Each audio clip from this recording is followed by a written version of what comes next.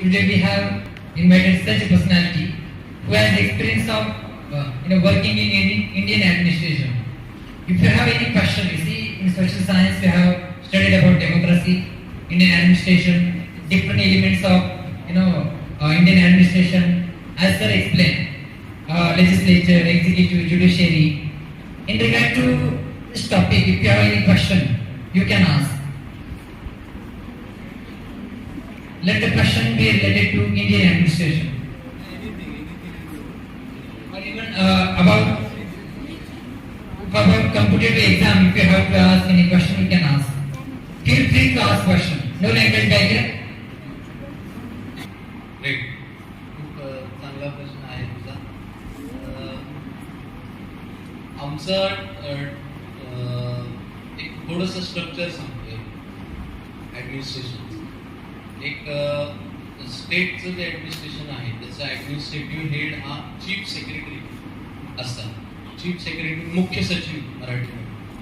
ते संपूर्ण राज्याचे प्रशासकीय प्रमुख, administrative head of entire state, chief secretary CS. त्यानंतर वेगवेगळे डिपार्टमेंट्स असतात. म्हणजे आपण डिपार्टमेंटल मेथडनी काम करतो. म्हणजे काय, पोलिसांचं डिपार्टमेंट, होम डिपार्टमेंट, रेव्हेन्यूचं डिपार्टमेंट, महसूल डिपार्टमेंट, आमचं डिपार्टमेंट ग्राम विकास डिपार्टमेंट, नंतर शहरी भागाचं नगर विकास डिपार्टमेंट, शेतीचं कृषी खातं. असं काय, म्हणजे खात्यानुसार आणि त्या खात्याचे मंत्री असतात आणि त्या खात्याचे प्रशासकीय प्रमुख सचिव असतात, सेक्रेटरी सिस्टीम. म्हणजे संपूर्ण प्रशासन वेगवेगळ्या डिपार्टमेंट्समध्ये ॲग्रिकल्चर, इरिगेशन, ग्रामविकास, नगरविकास अशा सेक्शन्समध्ये डिवाइड केले जातात. त्यानंतर त्याचे पॉलिटिकल रिप्रेझेंटेटिव्ह्स मीन्स मिनिस्टर्स आणि ॲडमिनिस्ट्रेटिव्ह हेड्स सेक्रेटरीज. त्या सेक्रेटरीच्या अंडर त्याच्या खाली जायचं असेल तर मग डिव्हिजन्स केलेले आहेत. महाराष्ट्राच्या संपूर्ण महाराष्ट्र 6 डिव्हिजनमध्ये डिवाइड केलेले आहे. त्या डिव्हिजनचे डिव्हिजनल कमिशनर असतात. सेक्रेटरी नंतर ते डिव्हिजनल कमिशनर नंतर जिल्ह्याला 2 मेन ॲडमिनिस्ट्रेटिव्ह ऑफिसर्स असतात. एक म्हणजे कलेक्टर, तो ॲडमिनिस्ट्रेटिव्ह हेड, आणि डेव्हलपमेंट ॲडमिनिस्ट्रेशनचा head CEO, chief executive officer, Zilla Parishad, हे पद असतं. त्यानंतर तालुक्याला रेव्हेन्यू ॲडमिनिस्ट्रेशनला STM, ह्या 2 किंवा 3 तालुक्यांचा सब डिव्हिजनल मॅजिस्ट्रेट, ज्याला प्रांताधिकारी असे एक नॉर्मल याच्यामध्ये म्हणतो, बोलीभाषेमध्ये.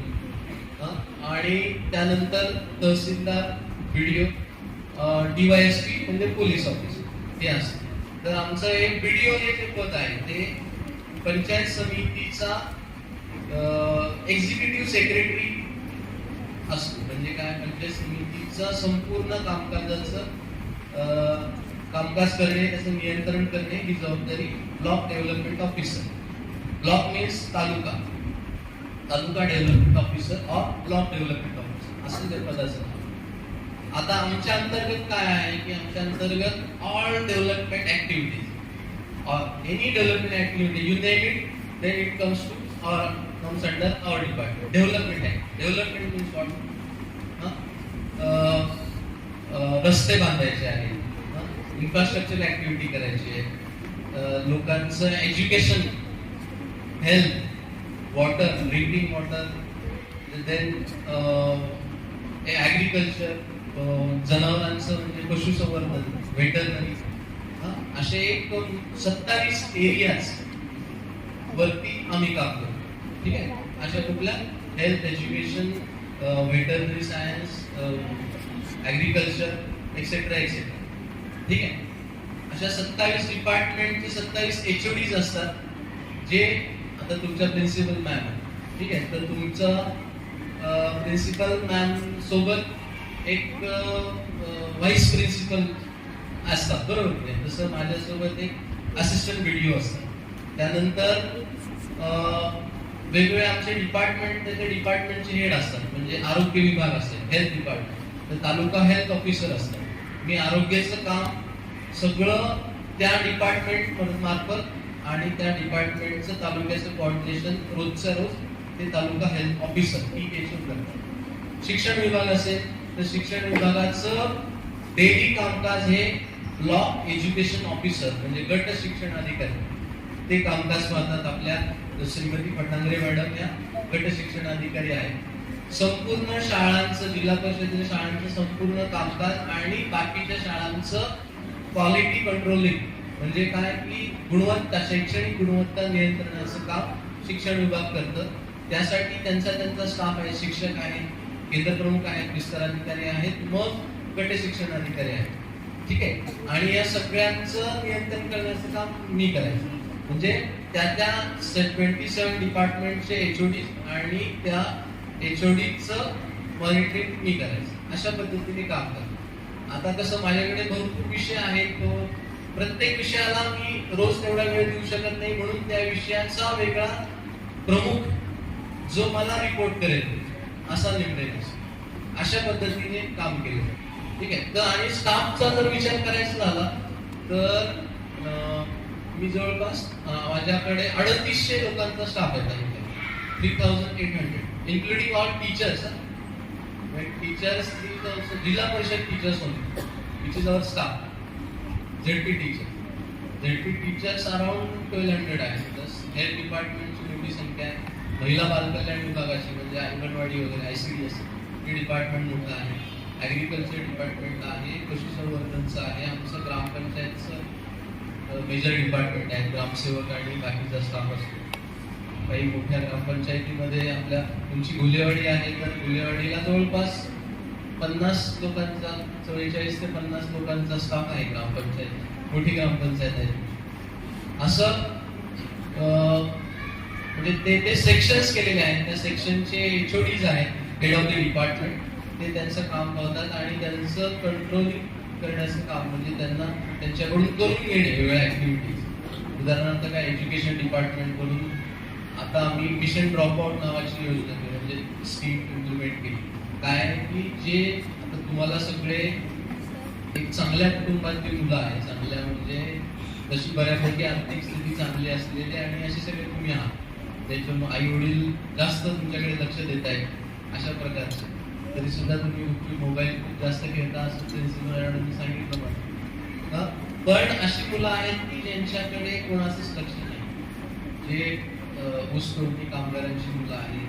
तर इथे तुम्ही थोडंसं बाहेर गेल्यानंतर अशा माळरानावरती तुम्हाला राहुंडे टाकलेल्या, झोपड्या टाकलेल्या, तिथं काही भटकी मंडळी राहत आहेत असं लक्षात येईल, त्यांची मुलं असतील. तर त्यांना शाळेमध्ये आणण्यासाठी मिशन झिरो ड्रॉपआउट नावाची आपली स्कीम सर्व शिक्षकांनी आम्ही राबवली आणि त्याच्यामध्ये शाळेच्या बाहेर म्हणजे शाळेतच नाहीत अशी मुलं आम्ही शोधून त्यांना आमच्या झेडपीच्या शाळेमध्ये आणली. मग त्यासाठी काय झालं, ते सर्व शिक्षकांनी रोज 15 दिवस ते काम केलं. ते त्यांचे केंद्र प्रमुख आणि विस्तार अधिकारी यांनी त्याचं सहनियंत्रण केलं. त्याचं पूर्ण मॉनिटरिंग गट शिक्षण अधिकारी म्हणजे ब्लॉक एज्युकेशन ऑफिसर यांनी केलं आणि त्यांचं ओव्हरऑल मॉनिटरिंग आणि हे मी केलं. अशा पद्धतीने काम चालू. ठीक आहे. तुझ्या प्रश्नाचं उत्तर दिलं ना? पण मी दिलं. हो सर. चालेल. मराठी म्हणजे मी काही तुमच्यासारखा एवढा ब्राईट हुशार स्टुडंट नव्हतो खरं सांगायचं झालं. मला 10th ला 76% मार्क्स होते. 76. आता मॅमनी सांगितलं की तुमचा CBSEचा टॉपर 98% वगैरे असे मार्क बघितले की मला तुम्ही खूप हुशार आहेत असं वाटतं. होय की नाही? नंतर इंजिनिअरिंगला पण मी काही फेल नाही झालो की, पण काही फार टॉपर वगैरे युनिव्हर्सिटीचा वगैरे असा पण नव्हतो. परंतु एक आहे मला मी डिसाईड केलं होतं इंजिनिअरिंग करत असतानाच की मला ॲडमिनिस्ट्रेशनने जायचं आहे आणि का जायचं आहे हे फिक्स हळूहळू होत होतं. कारण मला कुठल्या तरी कॉर्पोरेट कंपनीमध्ये प्लेसमेंट झालं होतं. एक TCS नावाची, टाटा कन्सल्टन्सी सर्व्हिसेस नावाची चांगली कंपनी, खूप चांगलं पॅकेज होतं पगाराचं. परंतु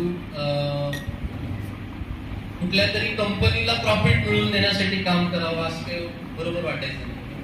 त्या कंपनीला प्रॉफिट मिळावं यासाठी मी माझं आयुष्यभर 30 वर्ष 35 वर्ष काम करायचं.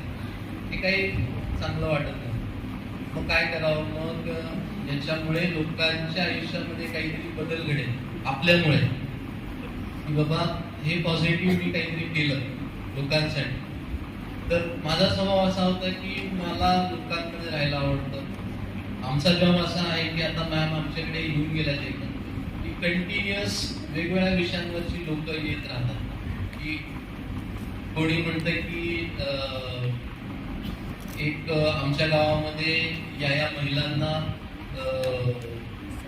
प्रेग्नन्सीचा अलाउन्स असतोय का, प्रेग्नन्सी मातृत्व किंवा ते बेबी किट दिले जातात ते मिळाले नाही. तिथपासून एखादा येतो की आमच्या गावात स्मशानभूमी बांधायची, म्हणजे त्या मुलीला जन्माला यायच्यापासून ते शेवटच्या क्रियेपर्यंत सगळ्या डेव्हलपमेंट ऍक्टिव्हिटीजचा संबंध आमच्याशी येतो. त्यामुळे रोज 200-300 कधी कधी 400 लोकांना आम्ही भेटतो.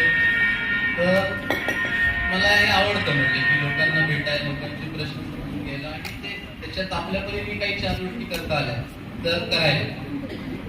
त्यामुळे मग मी आधीच ठरवलं होतं की बाबा हे मला इकडे जायचं आहे.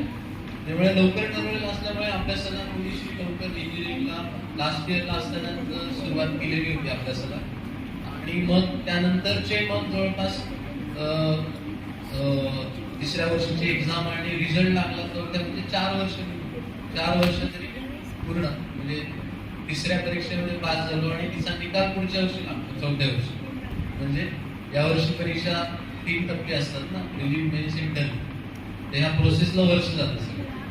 तर मग ते 4 वर्षांनी सक्सेस मिळालं. तर ते 4 वर्ष एक मोटिवेशन की डेडिकेशन नाही, मला हे करायचंच आहे.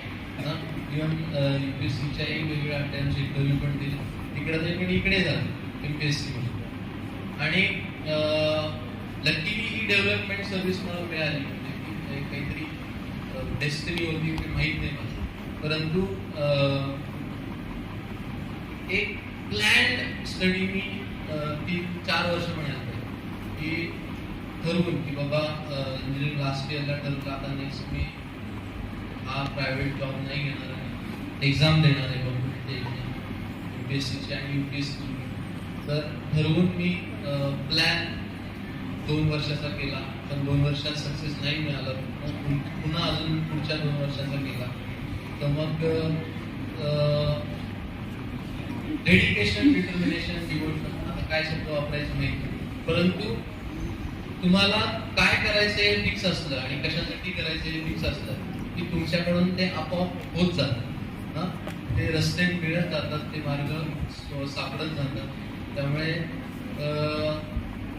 ठरवणं महत्वाचं की मला हे करायचं आहे आणि त्या डिटर्मिनेशननी त्याचं प्लॅन, ॲक्च्युअल प्लॅन होईल की आतापासून मला हे करायचं आहे, आता हे करायचं आहे, अशा पद्धतीने जायला पाहिजे. बाकी अभ्यासाच्या स्ट्रॅटेजीज मेहनत हेच आहे. एक हरवंशराय बच्चन यांची कविता आहे, अमिताभ बच्चन यांनी करोडपतीमध्ये म्हणून दाखवली होती एकदा, कोशिश करने वालों की कभी हार नहीं, हर बार मुट्ठी खाली नहीं होती.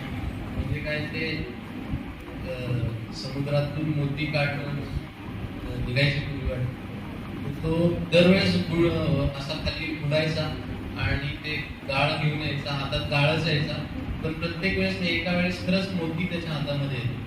म्हणजे काय, कोशिश करणे वालों की कधी हार नाही होती. तुम्ही मेहनत, जबरदस्त डेडिकेशननी मेहनत केल्यानंतर तुम्ही जे निवडलेले क्षेत्र आहे त्याच्यामध्ये बेस्ट तुम्ही परफॉर्म डेफिनेटली करू शकता. एक जीनियसचा एक रूल आहे, म्हणजे जीनियस नावाची संकल्पना आहे. मी काही जीनियस नाही बरं का, मी साधा एकदम मीडियम स्टुडंट आहे तुमच्या गोष्टीमध्ये. तर मला कुठल्याही गोष्टीला खूप मेहनत करावी लागते आणि मी मेहनत करतो. तर मुद्दा काय आहे की जीनियस ही संकल्पना काय आहे की तुम्ही कुठल्याही निवडलेल्या फील्डमध्ये 10,000 तास दिले किती 10,000 तास की तुम्ही त्या फील्डचा एक्सलन्स लेवलला जाता. नीरज चोप्रा तुम्हाला नाव माहिती का? नीरज चोप्रा कुठला खेळ आहे? भालाफेक. म्हणजे first individual gold medal individual हॉकीमध्ये आपले टीम इव्हेंटमध्ये मिळालेले. तर नीरज चोप्राचं उदाहरण एक खूप आपल्याला जास्त सांगते की त्यांनी ठरवलं 16व्या वर्षी 17व्या वर्षी की मला 16व्या वर्षी आता हे माझं करिअर आणि पुढचे 6 वर्ष आता तो 22 पूर्ण 23 वर्षात 5-6 वर्ष तरी प्रचंड मेहनत घेतली त्याच्यावर आणि ते कुठल्याही फील्ड निवडलेल्या तुम्ही तर 10,000 तास मेहनत घेतली. हे खूप मोठा रिसर्च झाला होता की हे खूप सक्सेसफुल लोक आहेत ना जे प्रचंड सक्सेसफुल झाले. त्यांनी काय केलं होतं म्हणजे खेळाडू असतील किंवा वेगळे लेखक असतील किंवा वेगळ्या फील्डमधले बेस्ट परफॉर्मन्स असतील तर त्यांनी काय केलं होतं 10,000 तास त्याच्यासाठी मेहनत केली, प्रॅक्टिस केली आणि मग त्यांना सक्सेस मिळाली. तर ती मेहनत करण्याची तयारी आपल्यामध्ये असायला पाहिजे.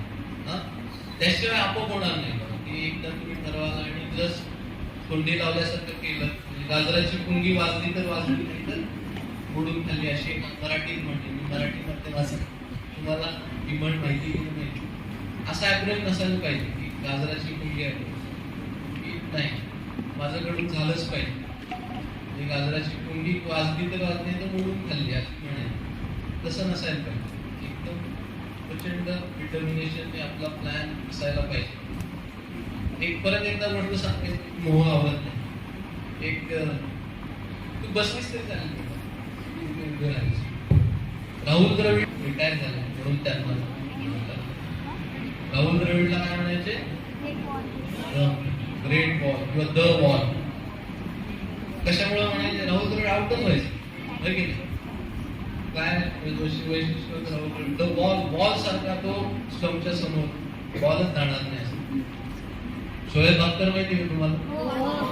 तो असा 2 किलोमीटर पळत यायचा आणि तो प्रचंड स्पीडनी किती 150 किलोमीटर पर आवर 155 160 किलोमीटर पर आवरनी तो बॉल टाकायचा. आणि तेव्हा प्रेसिडेंट राहुल द्रविड काय इथंच प्लेन करायचं, इथेच बॉल पडायचा नाही. असं बघितलं की तुम्ही टेस्ट मॅच दोघांमधल्या वाटते तुम्ही लहान आहात बघितलं. तर राहुल द्रविडला विचारलं होतं एकदा की बाबा एवढे मोठे बॉलर म्हणजे त्या काळामध्ये शेन मोहन प्लेन मॅक्रा शोएब अख्तर वसीम अक्रम वकार युनिस किती जबरदस्त बॉलर होते ते. असे बॉलर्स आणि तुझ्यासाठी प्लॅन करून म्हणजे तुझा बॅटिंगमध्ये फ्लॉज व्हिडिओमध्ये पाहून आयडेंटिफाय करून तुझ्यासाठी स्पेशल प्लॅन तयार करून इंटरनॅशनल लेवलला सगळे क्रिकेटर येतात. तर तुला भीती वाटत नाही का खेळताना भारतासाठी खेळायचं? एवढं प्रेशर एवढं स्टेडियममध्ये एवढे लोक बाहेर टीव्हीवरती किती करोड लोक बघतायत प्रेशर येत नाही का? किंवा काय तुझी स्ट्रॅटेजी असते? राहुल द्रविडनी दिलेलं आन्सर खूप जबरदस्त होतं. राहुल द्रविड म्हणाले की मी एवढा विचार करत नाही फार मोठा. मी काय विचार करतो? मी एका ओव्हर पुरता विचार करतो. ही एवढी ओव्हर आहे की टेस्ट मॅच असेल तर काय करायचं आपल्याला? तर ओव्हरमध्ये एका दुसरा रन काढायचा आहे. कुठेतरी इथं प्लेट करून इथे कुठेतरी थर्ड मॅनला प्लेसमेंट देऊन किंवा कुठेतरी मध्ये गॅपमध्ये टाकून एक रन काढायचे आपल्याला. खाली जाऊन निवांत उभं राहायचं. आणि एखादाच जर लूज बॉल आला की आता एवढी प्रॅक्टिस केली मस्त शॉट मारून घ्यायचा बाउंड्री खाली. एवढाच विचार करायचा. आणि एवढाच विचार केल्याने काय होतंय झाली ही ओव्हर झाली पुढची ओव्हर 50 ओव्हर 100 ओव्हर त्याच्या 50 रन 100 रन. म्हणजे काय living in the moment living in the present. ही एवढा ओव्हर कुठला विचार करा. प्लॅन आहे, प्लॅन मोठा आहे की सेंचुरीचा प्लॅन आहे, भारताला जिंकून द्यायचा प्लॅन आहे. परंतु आता काय आता विचार फक्त एवढ्या ओव्हरचा आत्ताच्या बॉलचा मी करणार. त्यामुळे प्लॅन करा, कशासाठी करायचं हे ठरवा आणि ते करताना प्रचंड डेडिकेशन किमान 10,000 तास त्याच्यावर मला काम करायचं. अशा पद्धतीने डेडिकेशनली काम करा. हे मग तुमच्या लक्षात येईल की अरे झाली century. Respected principal ma'am to address the students.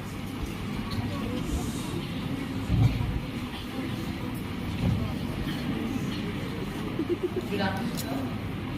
And good afternoon, children. Yes, today you all have got a wonderful opportunity to hear such a decent personality who has guided you in every step of the different fields. Could get the knowledge from him. See that he is holding such a big post, but he could answer your small answers which were out of his reach also. But he has explained you so nicely. That means that person is having so much of knowledge. It does not mean he has, in a simple language, he has explained you that whether you are academic, you are very strong, but you should be all-rounded. You should have knowledge of every field. It does not matter that if you are scoring 40% marks, but you are good at sports, you are good at arts and craft, you can achieve your goal. That same thing what he has told, your hard work, dedication gives you the result. Only merely for the exam sake you are studying to achieve the academic score will not help you for a long run of your life.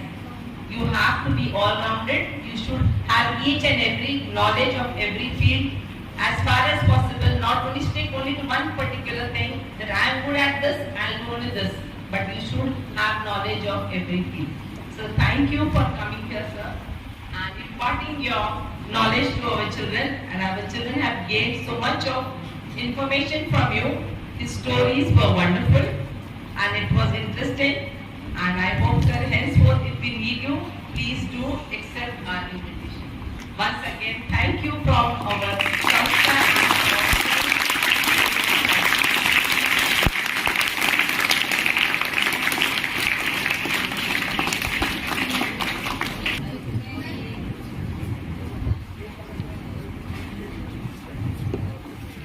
In our daily life, we must see that it is not happiness that makes us grateful, but the gratefulness that makes us happy. It is time to conclude the program. I warmly invite Shlok Nihani to propose the vote of thanks.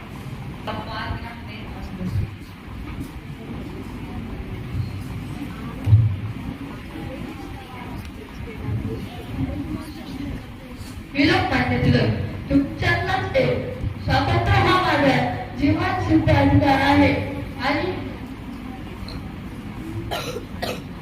मी तो मिळवणारच. ही माझी सर्वांचा सैनिक आहे.